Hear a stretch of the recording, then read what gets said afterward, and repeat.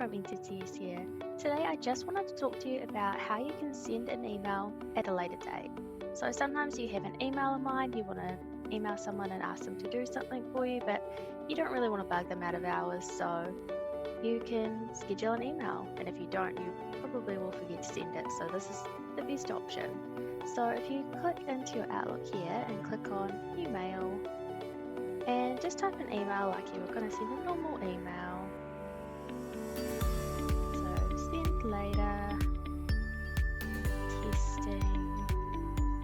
So normally here you'd click send, but in this case I want to send this at a later date, so I'm just going to click on the arrow here and click on schedule send. So you can choose tomorrow morning, Sunday morning, it gives you a couple of options there, and then you can click on custom time.